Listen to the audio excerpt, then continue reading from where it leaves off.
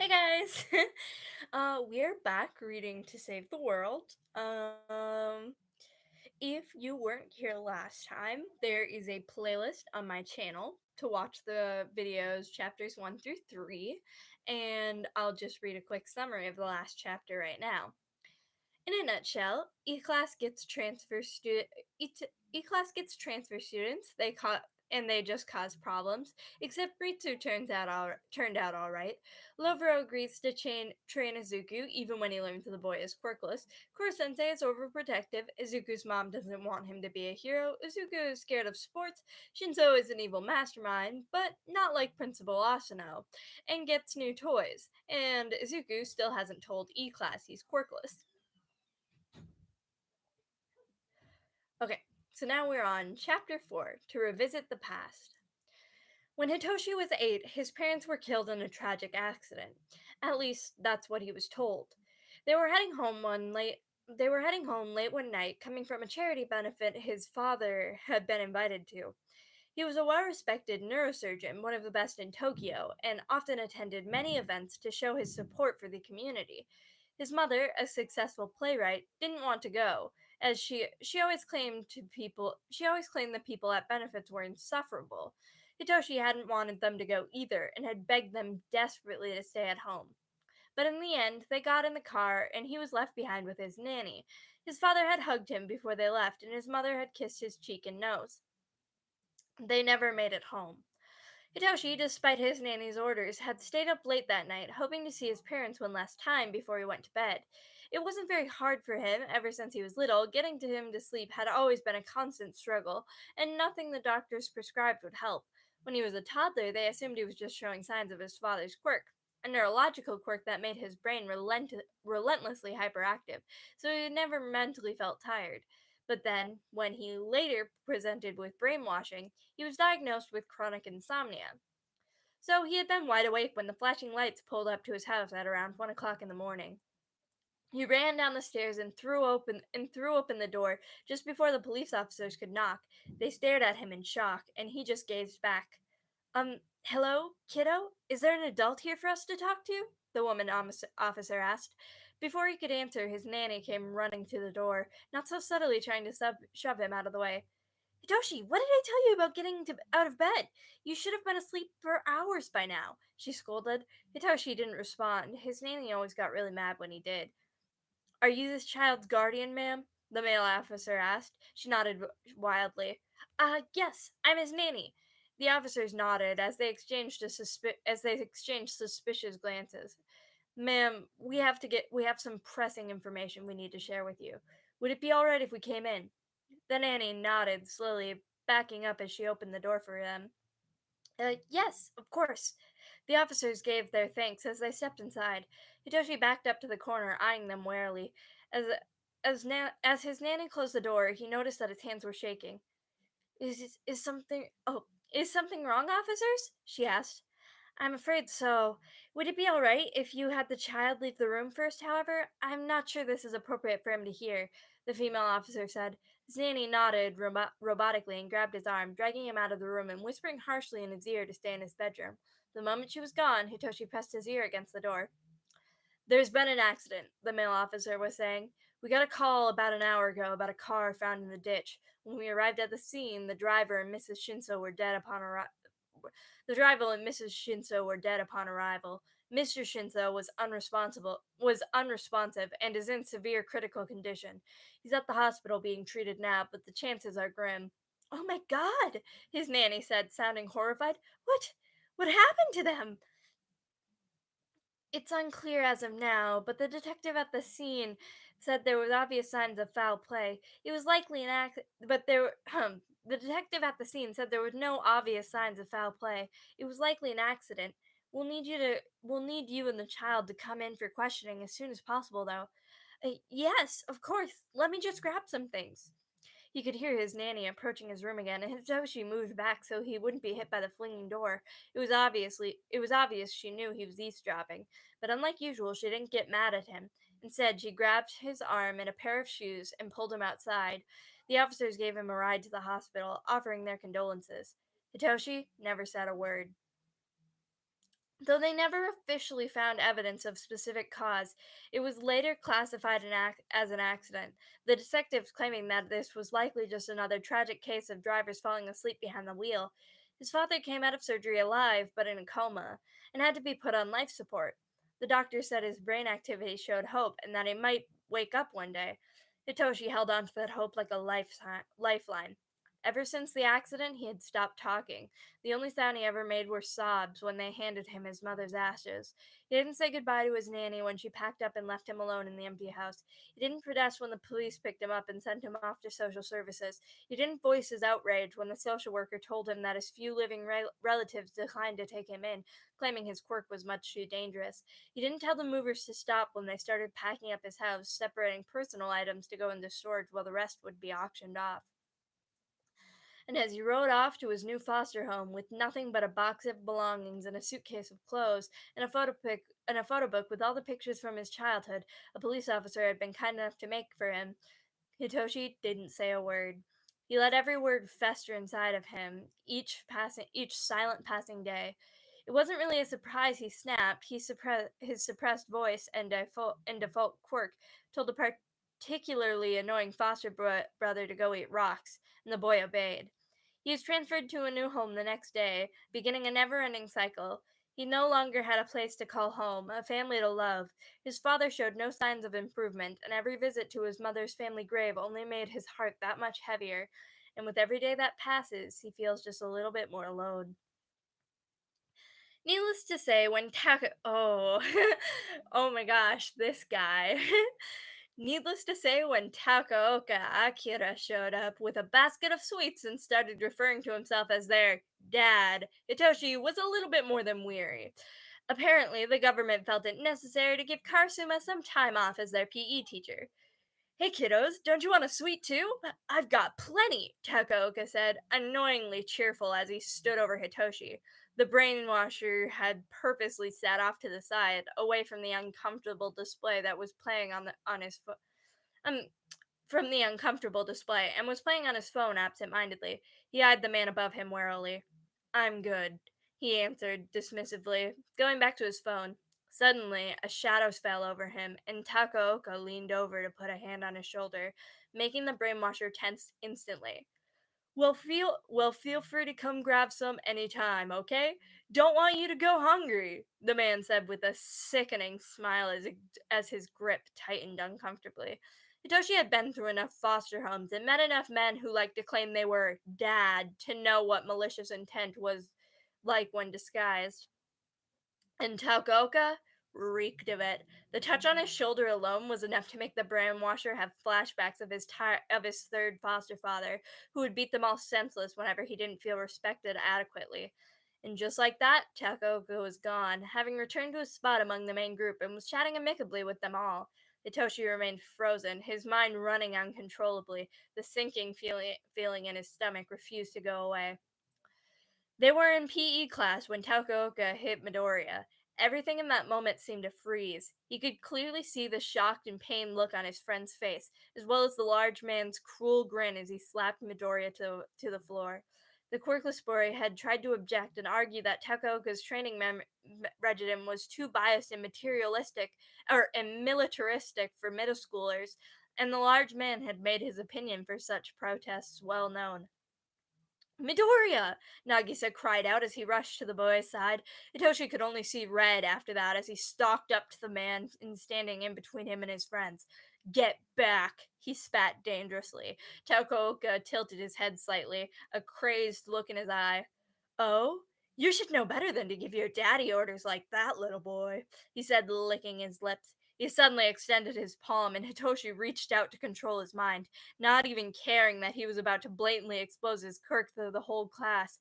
But Takaoka was faster. He grabbed the brainwasher by the back of his neck and forced him down. Immediately, Hitoshi felt his energy deplete, and though he tried, he couldn't find the strength to brainwash the monster. His muscles went lax, and he felt 8 years old again, cornered in the kitchen while his first foster mother smacked him for using his quirk against his siblings. He felt like he was back in elementary school, getting stopped and pushed around by bullies on his way home from school. He felt like a scared 12-year-old locked in a closet by his third foster father because he got a B on his report card. He felt how he did when Tomayosio reported him and humiliated him and moved him down to E class. Pathetic, useless, weak. His body collapsed under its own weight, and he fell first to the floor. Takaoka laughed mockingly as he walked away. Hitoshi just barely had enough strength to lift his own head and notice how the man's muscles had visibly grown, his condescending smile making all the students quake in fear. Anyone else have something they'd like to say? Come on, we're a family. Don't be afraid to speak up. No one spoke up. No one even dared breathe. The sociopathic man grinned menacingly. Good. 200 push ups now. The training was hell. Takaoka worked them for hours, making them exercise past the level of professional athletes. Anyone who fell behind was immediately disciplined. It seemed the evil man's quirk allowed him to temporarily take strength from others when he touched their skin, so he would steal the energy of the person just to make them get up again and work. If they took too long, he would hit them with all his and their strength until they finally got up. Koro Sensei tried to interfere, but found his hands tied, since technically it wasn't his responsibility to teach physical education. Their only hope was Karasuma, but he was being oddly passive throughout the whole ordeal.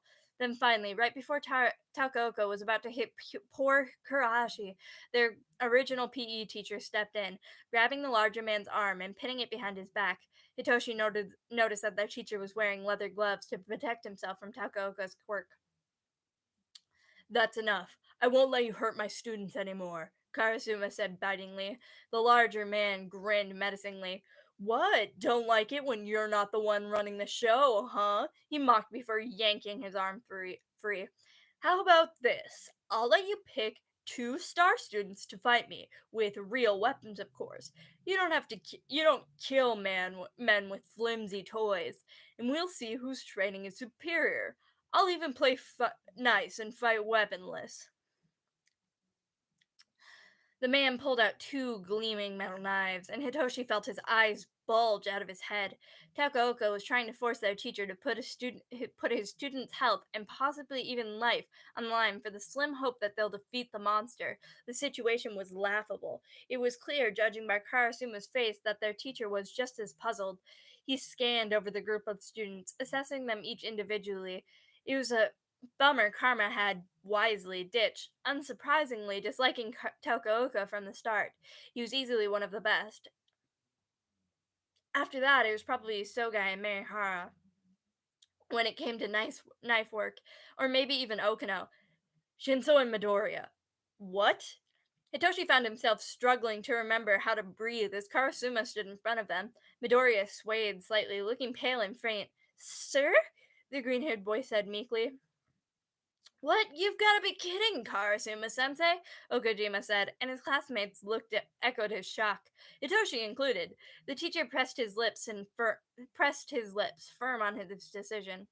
I've seen you two practicing sparring together before school for the past few weeks, and you're both easily some of the strongest at hand-to-hand combat. I know I'm asking a lot, and the game changes the moment the weapon is lethal, but the two of you are our best shot, their teacher said, holding them each out a knife. Hitoshi took his weapon, his hands shaking violently. The knife was much heavier than their anti-sensei counterparts. It felt odd, but at the same time, it didn't feel wrong. And that's what scared him the most. Actually, Karasuma-sensei, Midoriya said suddenly. The green-haired boy was staring intently at the weapon in his hand. I'm honored you would think of me, but I think Nagisa would have a likelier shot than me. What? Many of the students shouted at the same time. Nagisa's face had gone completely blank with shock. Shinso could only stare open-mouthed at his best friend. Had he lost his mind? Explain, Midoriya, Karasuma demanded. Midoriya's face, now bright red, shuffled his feet awkwardly and fumbled with the knife as he talked. Well, we all know that Takaoka can steal your strength so long as he touches your skin. So in reality, he just needs to get close enough to hit you, which would explain why he wants us to fight with a combat knife. My quirk isn't. Oh, excuse me.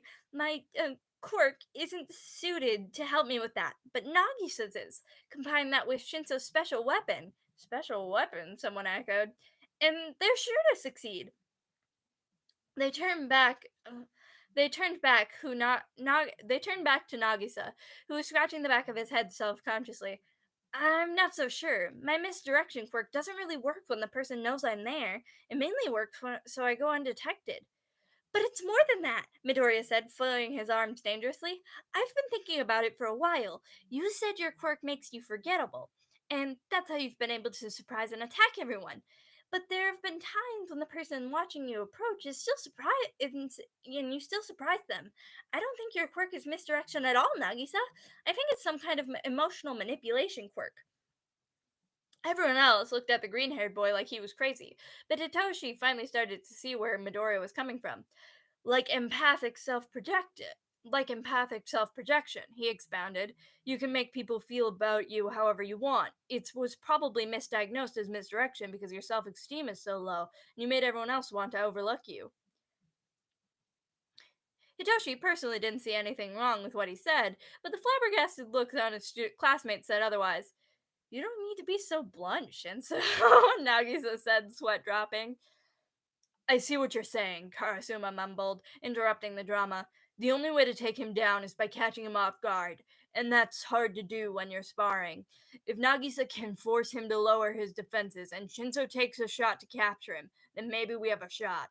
Nagisa looks unconfident, and for good reason. He was, after all, being told about everyone thought his quirk was. He was, after all, being told everything he thought about his quirk was a lie. So Midoriya just held out the knife to him expectantly. Blue-haired boy hesitated, but after a quiet whisper of reassurance, he reached out to take the weapon. He met Hitoshi's eye, and the brainwasher slipped on his capture rings with a confident smirk. Come on, Nagisa, he drawled. Death awaits. It didn't quite dawn on Hitoshi that their entire plan was contingent upon a theory until he was steps away from the enemy. Finally decided on your challengers, huh? Takaoka mocked. Interesting choices. Looks like the little green one handed me a quick victory with this lineup. Rolling his eyes, Hitoshi turned to his partner with a nod of assurance as he put his own knife away. Go get him, Blues Clues. That's not Hitoshi's voice.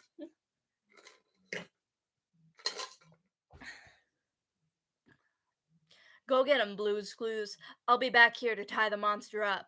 Nagisa nodded, anxiety projecting so strong that Hitoshi didn't think Midoriya's theory was all that crazy anymore. The blue-haired boy closed his eyes, and when he opened them again, a careless smile on his face, Shinso felt himself go still in shock. An eerie chillness settled over him, telling him not to be afraid, lowering his defenses involuntarily, like something was controlling him, controlling how he felt. By the time he came back to his senses and pulled up his own mental barricades to Nagisa's quirk, the other boy had already approached Takaoka had already approached Takaoka without consequence and slashing his knife. Takaoka recoiled, allowing Nagisa to knock him to the floor and hold the knife to his neck, reacting only because of his own mental barricade.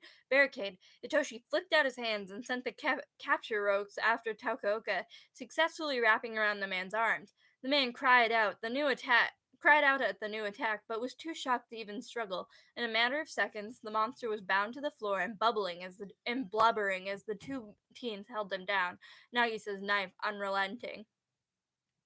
I win, Nagisa said, much too cheerfully. All of their classmates and even their teacher gaped in shock, like they couldn't believe they'd actually won, and frankly, Hitoshi could barely believe it himself. As Core Sensei stepped in to take away their weapons, lecturing them on the danger of real knives, Hitoshi released his capture ropes and marched over to Midoriya, who was looking much too shocked at for being the mastermind of the operation. I'm calling bull, Hitoshi declared, scowling. There's no way you're quirkless. You sure you don't have an analytical or intelligence quirk, kind of like karma? His best friend laughed bashfully and scratched the back of his head. Got the foot got the foot X-rays to prove it. Hitoshi hummed, still not convinced. He was about to press for more information when Takaoka suddenly stood up, lashing out to take multiple of the students' strength at once. His muscles grew so much that they almost tore his shirt, and the man let out an inhuman roar. You dare treat your father like this? I'm the only chance you have at saving the world. Your precious teacher is too soft and never takes the necessary risks to success. Did he tell you he graduated first in his class out of UA? He was the most promising student to become a pro hero, won the sports festival 3 years in a row, and now look at him, just a dog for the military. Hitoshi blinked, not sure what to occupy his brain with. The revelation that Karasuma attended his dream school and was the best in his class nonetheless, or the raging monster in front of him. Tokoka bared his teeth at them. I ought to rip you all apart just so you can watch and realize what a failure he is. Just before Takaoka could hold true to his word, Karasuma came out of nowhere and easily knocked the man on his back. I'm afraid I I'm afraid I can't let that happen. Rest assured, kids, I'm going to take up what has happened here with our superiors and have Takaoka removed as soon as possible. Takaoka started wailing profanities and complaints, and Hitoshi was contemplating brainwashing the man to get him to shut up when a hand grasped his shoulder and lightly pushed him out of the way. Oh gosh. I don't believe any of that will be necessary, a deep, charismatic voice said.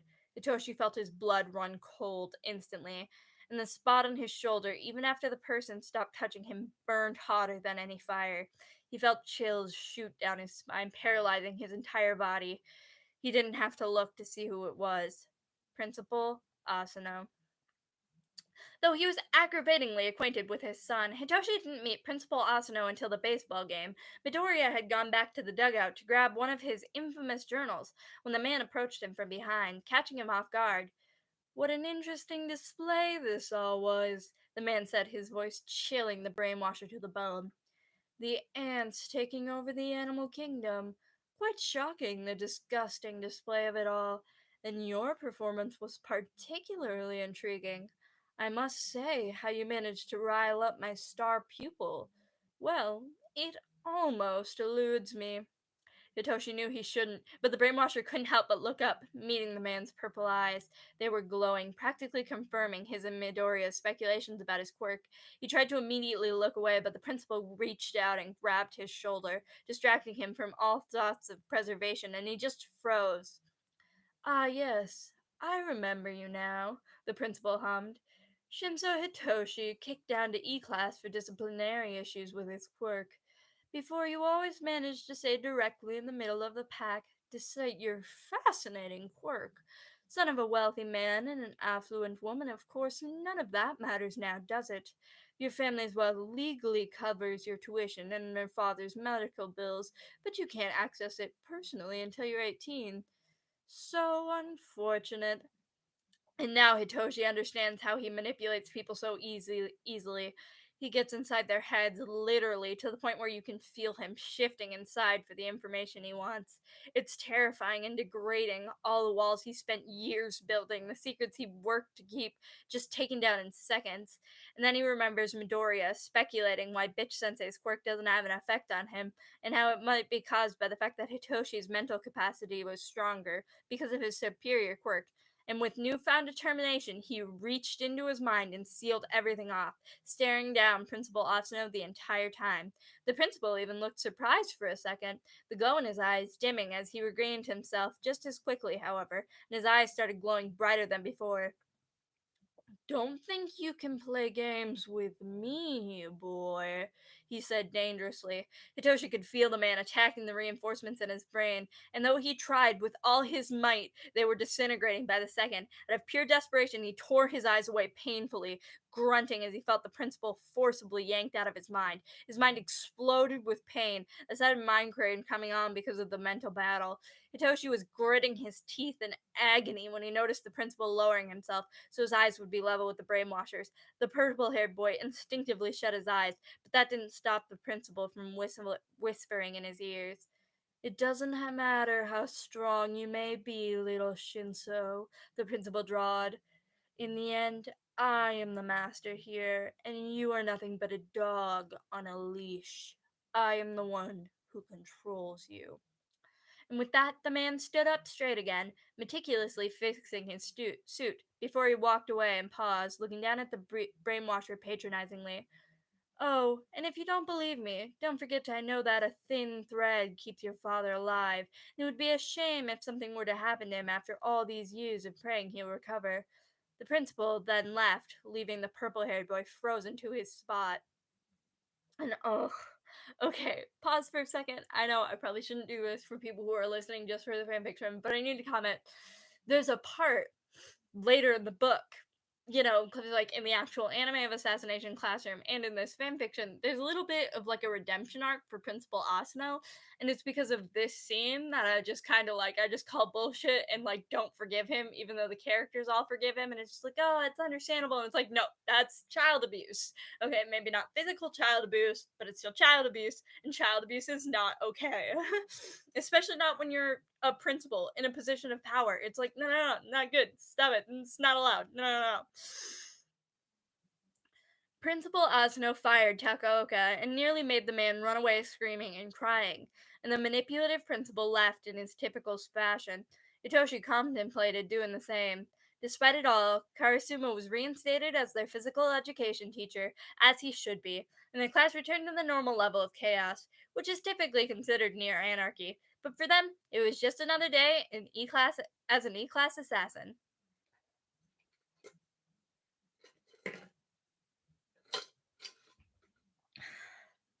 Shinzo wasn't a particularly big fan of water, so while he appreciated the sentiment when their teacher created their own swimming hole, he chose to sit off to the side in the shade and just watch.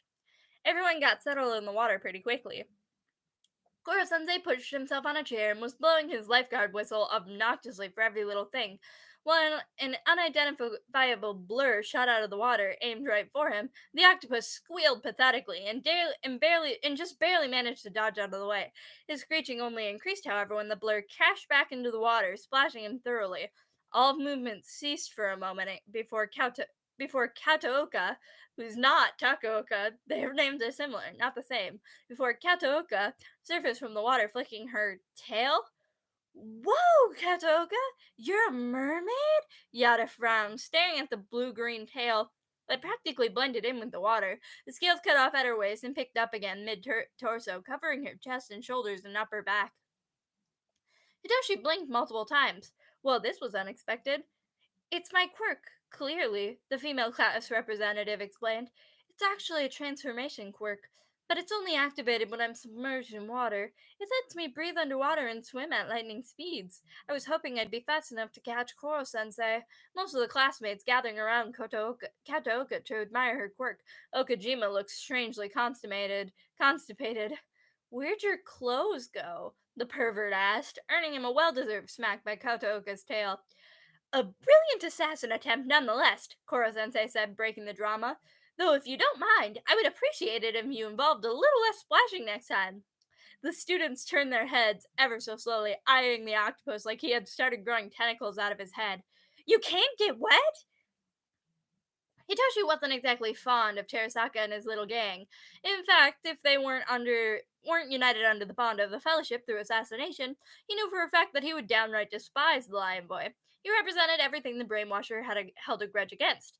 Brawny meatheads who thought anyone without an offensive physical quirk was weak and useless. So when the juvenile punk challenged the class to join him in some whack assassination attempt at the new pool after class, Hitoshi was dead set on not even lifting a finger to help. Terasaka had refused to assist in any of their past attempts in killing Koro sensei, and he was just returning the favor. The brainwasher was, however, totally down for standing on the sidelines and watching it fail. You seem awfully confident in this embarrassingly obvious assassination attempt, he stated bluntly from the perch on a rock behind Terasaka. Lion Boy had been barking orders at their classmates in the water, and the entire time. The Lion Boy had been barking orders at their classmates in the water the entire time. You do realize there's like zero chance at this succeeding. Koro sensei would never just let you push him into the water. One of his main weaknesses. The Lion Boy growled deeply. Shut up, you eggplant freak! If you're just going to be a pain in the ass and not help, then you can leave. Oh no, I'm good. I take extreme pleasure in witnessing the humiliation of others, actually. One of my many kinks. The brainwasher was just pulling on the boy's leg at this point, but Terasaka was such an easy target. He was stupid and hot headed, the perfect target for condescending smartasses like Hitoshi. He couldn't help it. What? What? Not a fan of an audience, Terasaka? We just wanted to witness this brilliant plan that would bring an end to Koro sensei. That's all. Karma mocked. He too had opted out of assisting and was sitting on the rock next to Hitoshi. Terasaka bared his sharp teeth at the devilish duel, being got back to yelling at his classmates down below. It wasn't long before Koro sensei finally showed up, green striped and cocky. Hitoshi settled back, eager for the show. But then Terasaka pulled out a strange looking gun and pulled the trigger. And instead of shooting a bullet, a loud explosion echoed. In seconds, the dam creating the pool was gone, and the students were being swept away by the water. Kurosensei took off immediately, frantically pulling students out of the water. Hitoshi stood up and ran to the edge, watching powerlessly as his friends were swept away. To his horror, he saw Midoriya's head bob in and out of the water, the boy gasping for air as he struggled to stay afloat. Kataoka tried to swim against the tide to rescue those around her, but not even her tail was strong enough to fight against the current. They were all helplessly heading for the waterfall, and Hitoshi couldn't do a thing about it. More furious than he had ever been in his life, even more than when Tokuoka had hit Midoriya, Hitoshi spun around and sent Terasaka to the ground with an expert punch. What the hell was that? He spat, grabbing the boy by his collar and rearing back to punch him again. The lion boy held up his firm palms up. He held his firm palms up defensively. I didn't know. They didn't tell me. He sputtered, looking genuinely shocked. Hitoshi sneered, tightening his grip on his shirt. Who's they? And it was Atona and It was Atona and that Shiro dude. They made a deal with me, but Atona was just supposed to help me push the octopus in. I swear. You never had a plan, huh? Karma asked, appearing next to Kitoshi's side. He pulled the brainwasher back, forcing him to let go of the lion boy. You just let yourself be a pawn in a game of chess without knowing who your true opponent was. They played me for an idiot, okay? I never knew this was going to happen. I wouldn't have helped them if I did. This wasn't my plan, the lion boy said defensively. Karma, calm and controlled as ever, just punched Terasaka in the face himself. Well, idiot, it may not be your plan, but now it's your responsibility. So you can sit here and sulk, or you can man up and figure out how to fix this. Kuro-sensei was saving the last few students when a Tono struck, knocking the now soaked octopus out of the air. The students went flying, and Hitoshi's quick reaction let him reach out with his capture invention. They wrapped around Midoriya's wrist and waist, retracted, pulling him back to land. When he came into reach, the brainwasher grabbed Midoriya's arms and steadied him. Thanks, the green hood boy said breathlessly, and Hitoshi wrapped an arm around Midoriya's shoulder to help him stand. You can thank me later, Jolly Green. I think there are more pressing matters right now, he said, eyeing the battle below. The teacher's tentacles were red and swollen due to the water, and his usual amount of mucus wasn't protecting him because of the strange chemical bomb Terasaka had set off earlier that week. That and his attention was still divided between rescuing those last few students who were holding on to dear life. For once, it seemed like Koro-sensei might actually be killed. Hitoshi was not okay with it. He was 200% done with Atona and his annoying handler Shiro, interfering with everything, and it was high time someone finally showed them why you don't mess with 3E's target. Turn up head, devil boy, Terasaka said, sneering down at the battle below as he walked to where his class was standing. You two always seem to think you're so smart. Well, like you said, I'm not good at anything but being a pawn in someone else's game. You guys be the brain, and I'll be the brawn. That's a pretty sudden change of heart, Hitoshi argued. How do we even know we can trust you? Come on, man! I'm offering to be a puppet and let you be the puppet master. Just help me out here so I can fix this mess. Hitoshi cocked his head to the side, exchanging glances with Karma. Well, there was one thing he was good at. It was being a puppet master. Karma shrugged nonchalantly. I don't know, man. We can be pretty devious if we want to be. Who's to say you can take it? Terasaka smirked. Try me. The devilish boy hummed, smirking. Well, it's quite simple if you ask me. There's no way there's no way they'd let any of us die. The repercussions would be too costly. You go down there and distract Atona. It'll give Koro-sensei just enough time to save Hara from the branch. You should probably You should probably send someone down there to distract Shiro as well. He's clearly controlling Hitona's every move. With him preoccupied, Tentacle Boy won't know what to do, Hitoshi added contemplatively.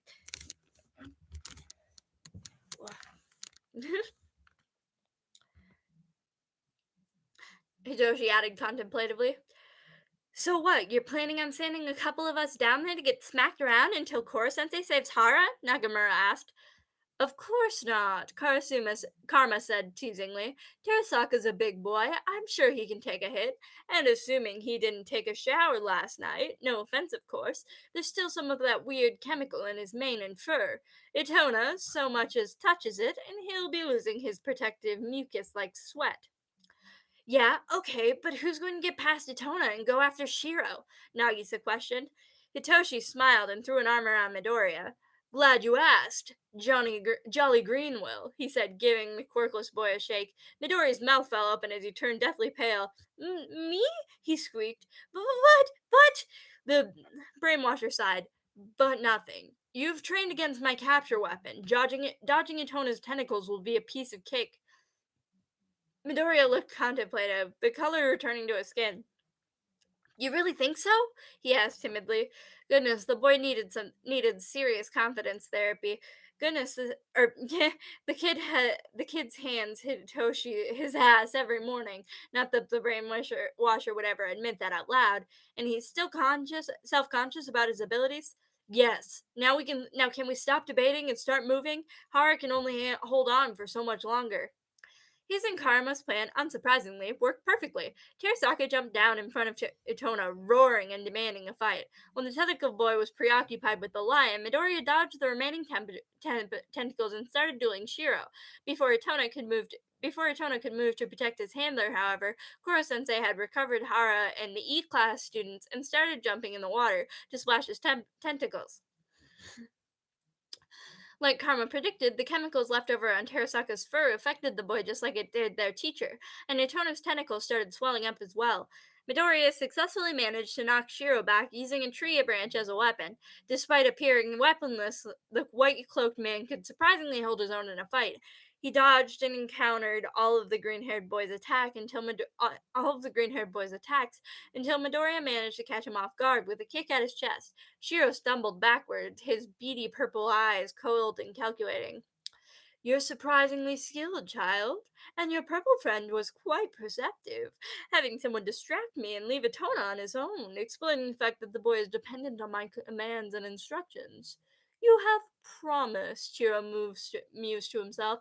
Suddenly the man reached in his robes and lashed out with a thin metal weapon. It looked suspiciously like a needle injector.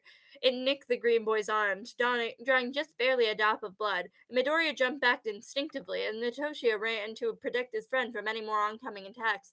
Shiro, however, seemed to have a different agenda in mind. He put the strange piece of metal back into his robe and turned to look at his distraught prodigy, his eyes bored. Unfortunately, I will have to explore more into this a later date. A shame, really. So many of the students have really are promising aspects, Atona. Let's go. Our fight here is done. The white cloaked man began to walk away, and seconds later, his disgruntled tentacle boy followed, leaving them yet again.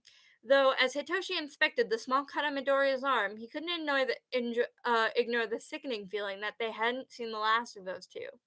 And if the look Shiro had been giving the green-haired boy were anything to go by, it was about to get a lot worse. Though before they could worry about any psychopathic men in white taking an unsettling interest in Midoriya, they had to worry about the end-of-term exams first, which not only meant the stress of trying to do well on the exam to redeem themselves, but the threat of Koro-sensei's deal with them starting to loom more ominous than ever. Koro-sensei had said they had to use their quirk in an assassination attempt against them, or else. Hitoshi had pushed it off, wanting to wait for the perfect opportunity to strike. Now he was regretting his life decisions. Karasuma held another quirk training class to help those still needing to meet Koro-sensei's deal.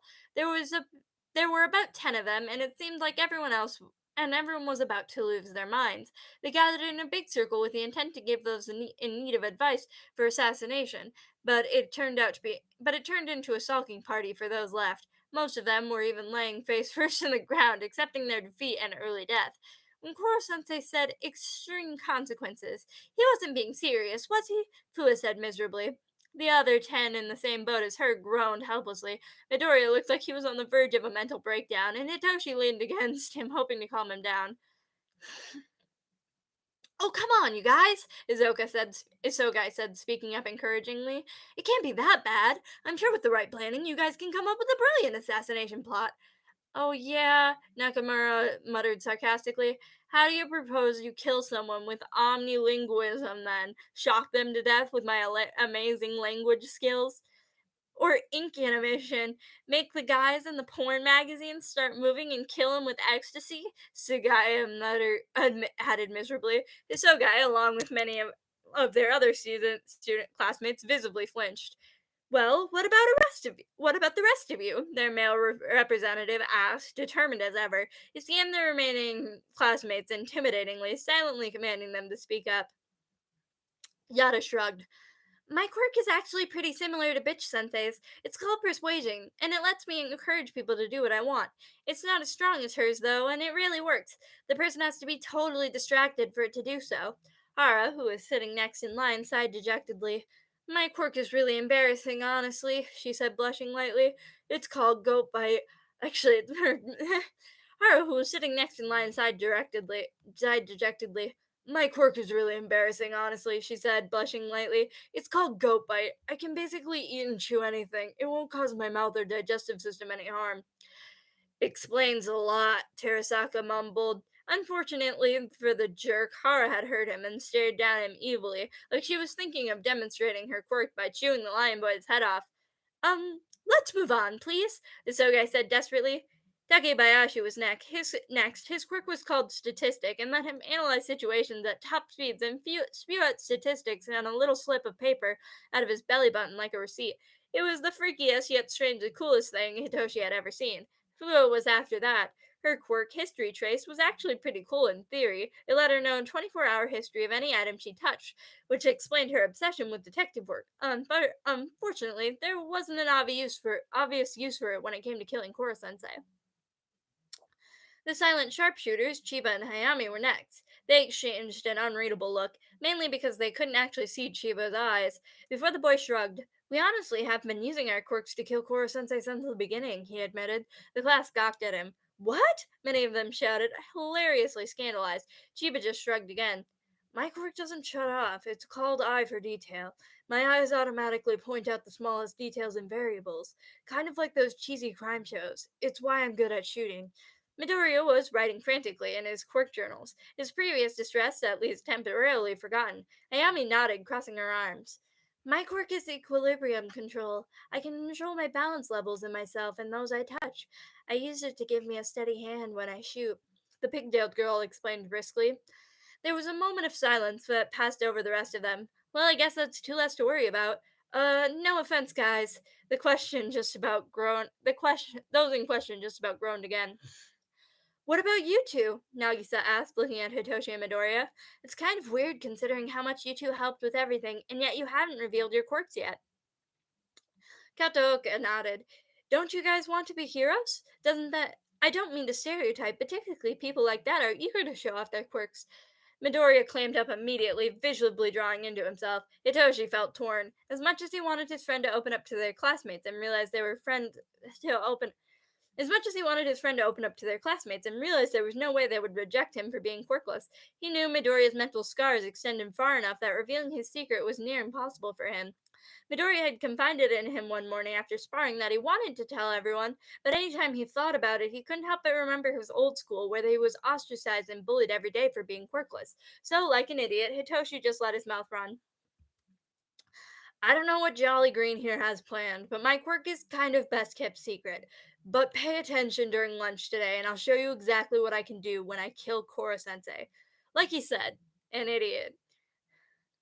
True to his word, Hitoshi walked straight up to Koro Sensei during lunch. He tried to ignore the burning stares of his anxiously waiting classmates.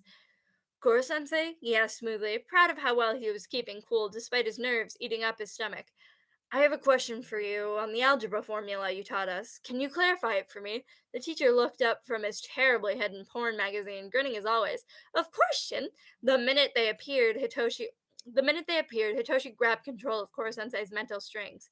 No time to think of the consequences now. His classmates were bound to learn how terrifying his quirk was sooner or later. Better to get it over with now.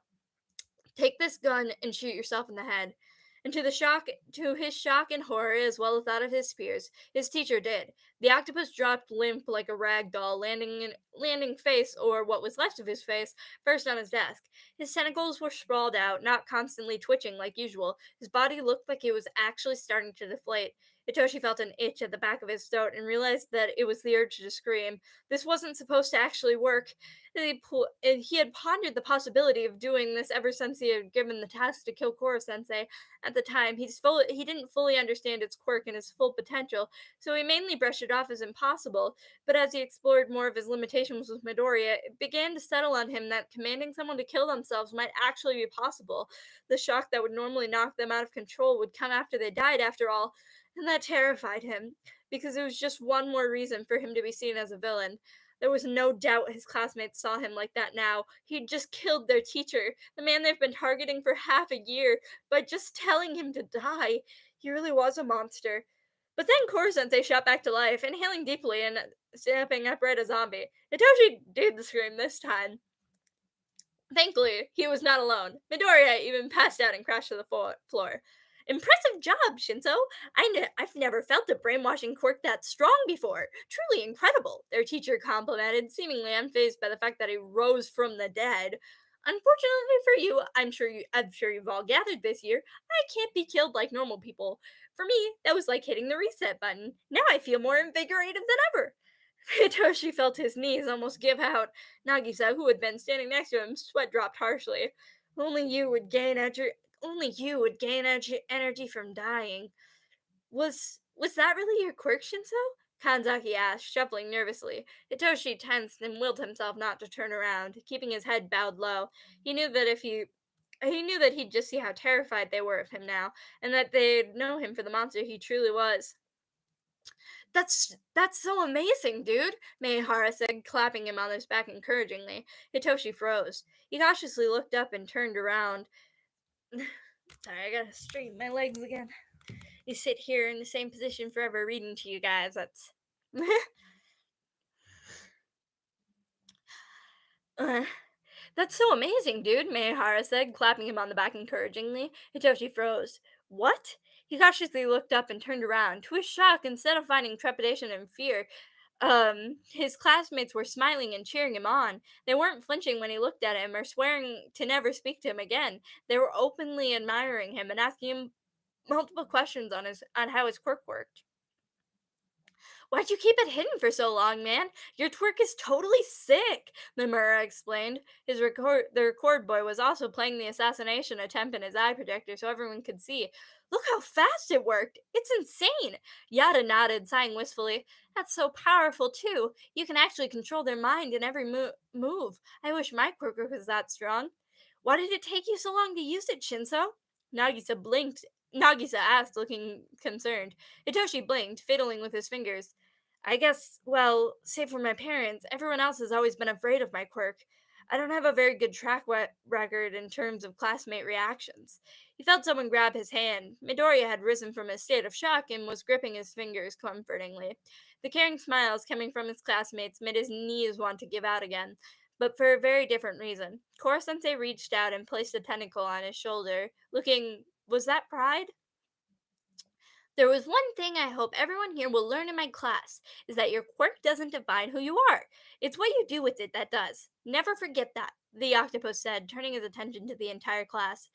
Everyone else may judge you strictly on how offensive or good your abilities are, but I know you, my students, aren't like everyone else. You're assassins. For the first time since both of his parents were with him, Hitoshi stood tall and proud. He could feel Midoriya shaking with sobs, and he tightened his grip on his hand, a silent comfort and encouragement. If there was any time for the green-haired boy to reveal he was quirkless, it was. Hey! Bitch Sensei called out suddenly, completely interrupting the moment. God damn it.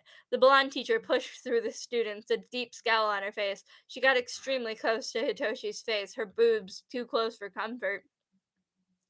Is this why you are unaffected by my quirk? Because besides broken nose Karasuma over there, no man has ever been able to resist me, said dark-haired man sighed deeply. Leave the boy alone, he said, though it fell on deaf ears. The woman got closer, her boobs centimeters away from suffocating them. Hitoshi leaned back in pure desperation. I guess so. Midoriya says since my mind control is stronger than yours, it might make me more resilient to other mind quirks. The foreign assassin's face went blank for a brief second before turning sour, a vein popping out on her forehead. She growled, her hands raised and ready to grab him. Well, you just think you're so cool, don't you? Thankfully, Karasuma stepped in just in time to save him from the odd suffocation punishment Bitch Sensei was about to give him. Hitoshi exhaled, his shoulders sagging, only to immediately tense up when he felt a familiar devilish aura behind him. Brainwashing, huh? Karma said, grinning deviously. I can think of a few uses for that. Leaving for school the next morning, Hitoshi opened the door and came face to face with Bitch Sensei. He immediately slammed the door in her face. Hey, you little punk! Get back out here! She screamed, banging on the door. Instantly, his father sensei popped her head in from her room. Someone open that damn door and tell the annoying hag to go away already. And don't make me ask twice, she shouted. Hitoshi withheld a wince and opened the door again, instantly slapping a hand over his teacher's mouth so she'd stop screaming as he slipped outside. Why are you here? He asked bluntly, after he closed the door behind him. Bitch Sensei shoved his hand away dramatically. I'm here because I have a proposition to make you, she said. Hitoshi blinked slowly. No. He rushed past her. Unsurprisingly, she came running after him seconds later. No, you haven't even heard what I have to say yet. Stop walking so fast, you grape-colored brat. Shinso was totally content with ignoring her the entire walk to school. He was very skilled at pretending people never existed. However, he found seconds later it was very hard to do that when somebody grabbed your face and started kissing you. What the hell? His eyes were blown wide open as his mouth was assaulted by the blonde assassin. It took him an embarrassing amount of time to process what was happening before he shoved her away and tried to deliver a quick kick to her stomach, which she blocked. I knew it, she declared. You're totally not straight. Hitoshi flared up a brighter red than Karma's hair, vigorously trying to wipe his mouth clean. What the hell are you talking about? It was the first reason I assumed you were unaffected by my quirk. Of course, it doesn't make much sense since Nagisa and Karma are both affected by my quirk. And have you seen the looks those two give each other? Seriously, just kiss already or something.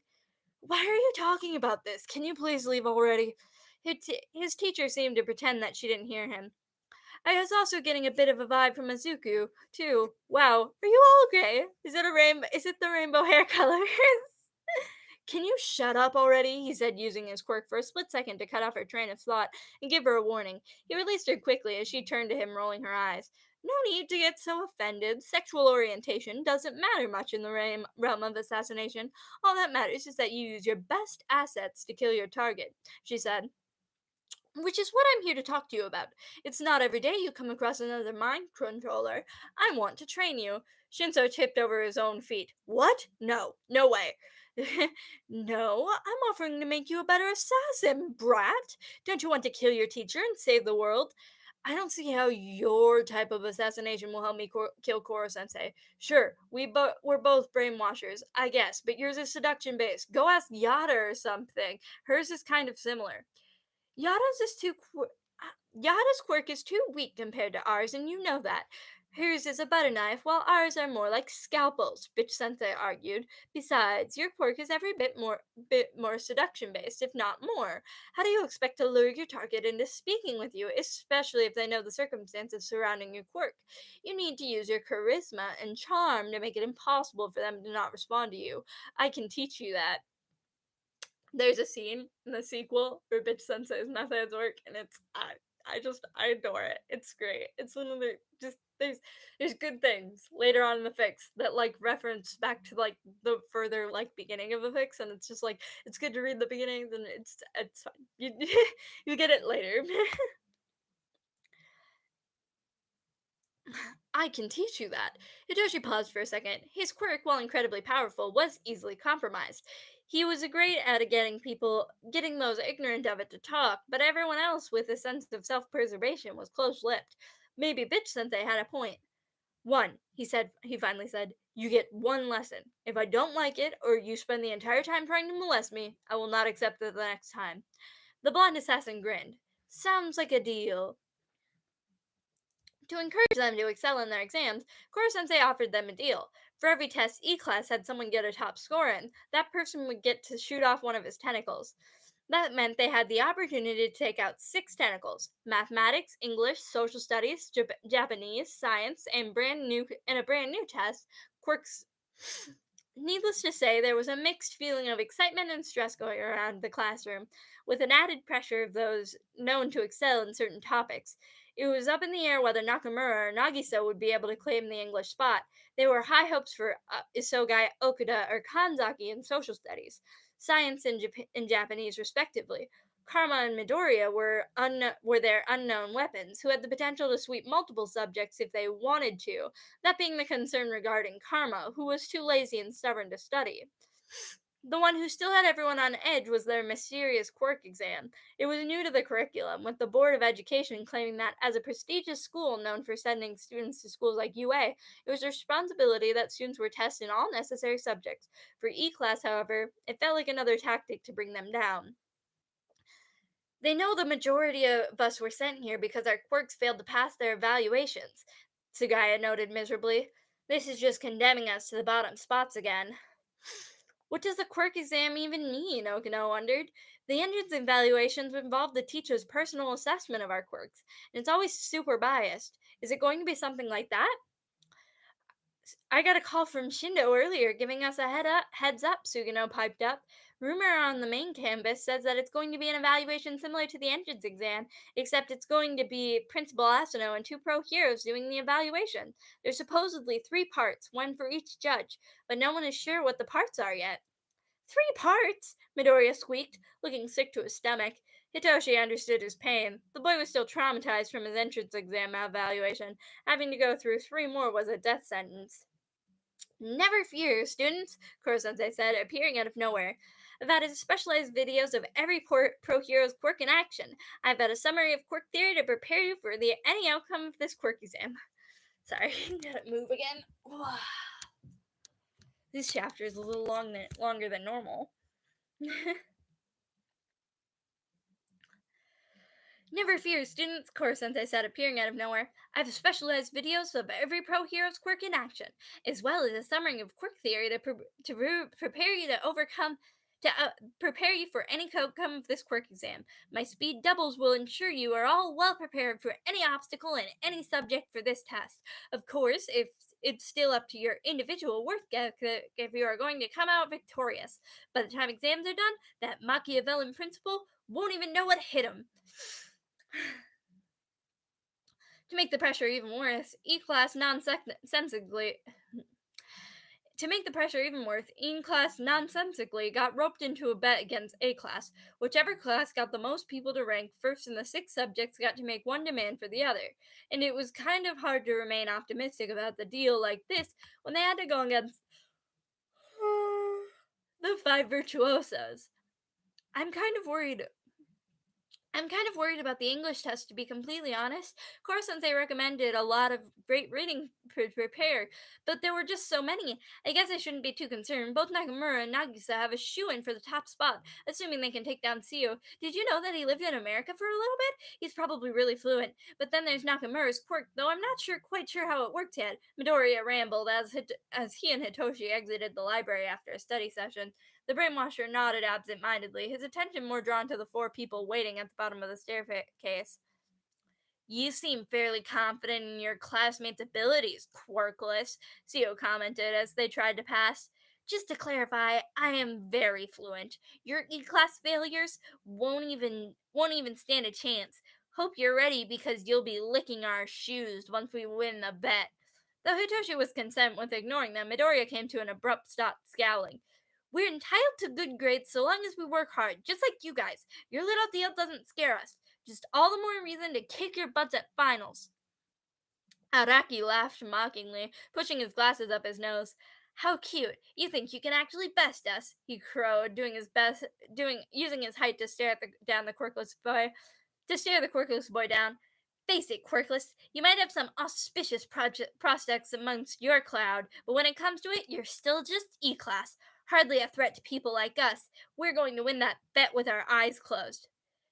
Bet? A smooth, cold voice said. Everyone jumped when they saw the king of the virtuosos himself approaching.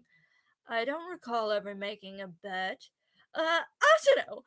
Koyama jumped, holding his hands up in surrender. We were just. No need to get tongue-tied, Koyama, Asano said as he reached out to the shaking boy and poked him between the eyes. The act alone almost made Koyama pass out. Oh, you made a little deal with E-Class, trying to see who will come out on top. Winner gets to make the other do what they want. Clever plan. We certainly won't lose then. Don't sound so sure of yourself, Hitoshi stated, eyeing the five virtuosos with as much disdain as possible. Asano met his stare, smirking arrogantly. Is that so? He taunted before turning to his accomplices and waving them away. If you four could leave us, I have business to discuss with our E-Class pals. But Seo started to object, but was stopped when Sakakibara stepped forward. You heard the man, the school philanderer said. You know better than to disobey what he says. The four remaining virtuosos complied begrudgingly, and Asano waited until they left before his smirk grew, his gaze turning intense and hostile. So what is it with you, E-Class? He spat. It's almost like you have something to hide. Hitoshi froze, eyes bulging and teeth gritting together. Midoriya, having learned from past experiences, drew back, making sure he was well out of Asano's reach. The action only seemed to amuse the manipulative boy. What's with that look? I couldn't be right, could I? After all, what could possibly be so fascinating about E-Class? He asked, his tone sounding innocent, but the demented glint in his eyes was far from it. Yes, if my father's increasing obsession is anything to go by, there appears to be a growing fascination about you and your classmates. The question is, what is it? There's no denying that something odd has been brewing recently, ever since that tentacle freak blew up the moon. Unconfirmed sighting of him everywhere, and a spike in crime rates that decrease in people's confidence with their precious heroes. Not even All Might has been able to restore peace.